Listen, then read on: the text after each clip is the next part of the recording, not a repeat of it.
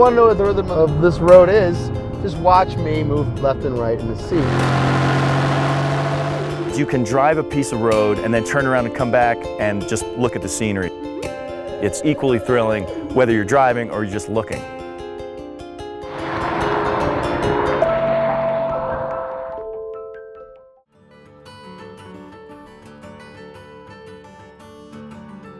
Arizona. Most people think of the desert and the Grand Canyon, but if you skip the normal roads people take to the southern edge of the canyon, you keep going north, you end up in a spot that most people never get to see. The Vermilion Cliffs. 89A has got to be one of the great driving roads in this entire country. The colors change every mile. They go from reds to yellows to greens. It's an amazing color palette, like driving through a painting. Driving north through Arizona, most people make a left and hit the Grand Canyon. You're driving through the desert, you have the straight road, the mountains in the distance, it looks like a science fiction film. But if you keep going, you hit Route 89A, you're in for something really special. If you keep going north and then west, you have more national parks than anywhere in the country, and you're hitting 8,000 feet, and you have probably the greatest concentration of wonderful driving roads anywhere in the west of the United States in close proximity.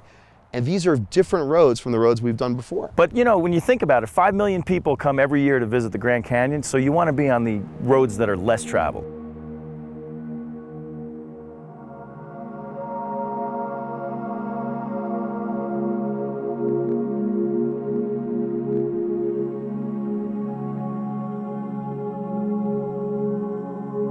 You want to stop at the Colorado River at the Navajo Interpretive Center. You want to get a paper map and ask for instructions and directions. Because a lot of the best roads up here are not even where we are, but they're off of this highway. Yeah. And you want to know which roads, which are closed for the winter, are actually open on time for the summer and spring. This is very different from the roads on the West Coast where, you know, the snake and these tight winding things where you end up in a loop. Here, the roads, you know, grow out like a tree.